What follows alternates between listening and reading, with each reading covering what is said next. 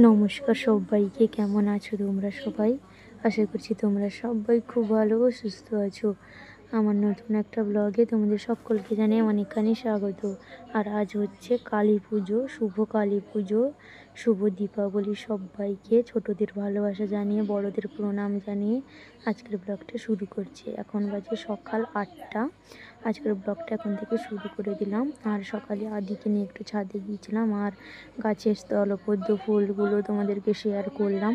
তারপরে চলে এসেছি দুপুরে রান্না বান্না শেয়ার করতে। আজকে রান্না হয়েছিল ওল ভাজা হয়েছিল, ডাল হয়েছিল, আর ভেন্ডি আলু দিয়ে মানে নারকেল দুধ দিয়ে একটা তরকারি হয়েছিল। খুবই টেস্টি হয়েছিল তরকারিটা। তোমরা সারাদিন কি করলে কালী পুজো অবশ্যই কমেন্ট করে জানাবে। তারপরে রান্নাবান্না শেষ টেস করে ছাদে চলে এসেছিলাম একটু শব্দবাজি, তারপরে ঝুরঝুরি, ওইগুলো একটু রোদে দিতে। ওইগুলো রোদে দিয়ে তোমাদের সঙ্গে শেয়ার করছি। মোমবাতি কটা কি এনেছি ওইগুলো শেয়ার করছিলাম। আর আমাদের গ্রামে এখানে খুবই সুন্দর কালী পুজো হয়। আর মানে রাত্রে ঘটোত্তোলনের সময় আমাদের গ্রামে মানে অনেকজন মেয়েরা বউরা মিলে মানে মাথায় সরা নিয়ে ধুনুচি সরা নিয়ে সব ঘটোত্তোলন করতে যাবে। তোমাদের সঙ্গে শেয়ার করে দিয়েছি আগের ব্লগে, তোমরা অবশ্যই দেখে নিয়েছো। আর এখন বাজে বিকাল 4টা। তোমাদের দাদাভাই দোকানে বেরিয়ে যাচ্ছে, একটু শেয়ার করে দিলাম তোমাদের সঙ্গে। তারপর চলে এসেছি সন্ধ্যাবেলা। তো সন্ধ্যাবেলায় এখানে প্রদীপ মানে প্রদীপ বলছে, মোমবাতি জ্বালাচ্ছি। আর ছাদের উপর আমাদের অনেক গাছ, সেই জন্য মোমবাতি জ্বালাতে একটু অসুবিধা হচ্ছিল। তো যাই হোক, যতটুকু পেরেছি মোমবাতি জ্বালিয়েছি। আর ঘরটাকে কেমন লাগছে অবশ্যই কমেন্ট করে জানাবে। আর বাড়ির সামনে একটা লাইট লাগিয়েছিলাম, ওই যে মানে অনেক রকম কালার হয়, ওই লাইটগুলো লাগিয়েছিলাম। অবশ্যই কমেন্ট করে জানাবে মানে আমাদের বাড়িটা কেমন লাগছে। আর আমার শাশুড়ি মাও যাবে ঘটোত্তোলনে ধুনুচি মাথায় নিয়ে, তোমাদের সঙ্গে শেয়ার করেছি, তোমরা অবশ্যই দেখেছো। যাই হোক, আর আদির সামনে একটু আমি মানে ওই ক্যারান্ডিয়ারও একটু জ্বালাচ্ছিলাম। আমার তো এগুলো ভয় লাগে, তবুও মানে এগুলো জ্বালাতে খুব ভালো লাগে।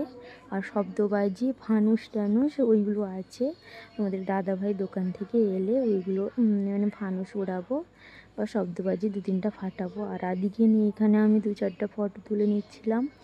তারপরে ফটোটা তোলার পরে ওকে নিয়েও একটু বোম টোম ফাটিয়ে নিয়েছিলাম। তারপরে আমাদের বাড়ির পাশে মানে আমার ননদ সম্পর্কে হয় লক্ষ্মী, আমার কাছে এসেছিলো সাজতে, কারণ ও যাবে মানে ধুনুচি মাথায় নিয়ে যাবে ঘরটা উঠাতে। ওই জন্য আমার কাছে এসেছিলো সাজতে। আর এখানে আমার শাশুড়ি মা আরও সব মামি শাশুড়ি ওনারা বেরিয়ে পড়েছে ঘটোত্তোলনে যাওয়ার সময়। এখানে আমার শাশুড়ি মা মানে ওই যে মাথায় মাটিটা নেওয়া হবে ওইটা বানাচ্ছিল।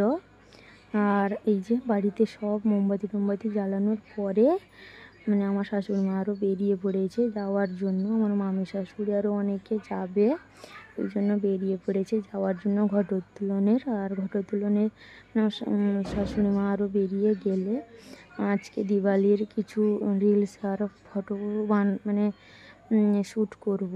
আর আদি ঘুমিয়ে গেছিলো তারপরে।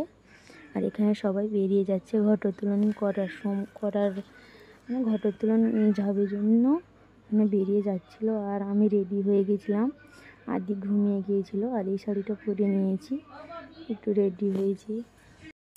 এই ব্লগটা যেদিন দিব তোমরা অবশ্যই আগে রিলসগুলো দেখে মানে দেখেছো দিওয়ালির। আর এটা তো পুজোর একদিন পরে দিচ্ছি। তো যাই হোক, ঘটোত্তোলনের ভিডিও তো মানে ব্লগটা ছেড়ে দিয়েছি, তোমরা তো অবশ্যই দেখে নিয়েছো। তো যাই হোক, এইভাবে সারাদিন কাটলো কালী পুজোর। আজকের ব্লগটা এই পর্যন্ত। ভালো লাগলে একটা লাইক ও সাবস্ক্রাইব করে রাখবে।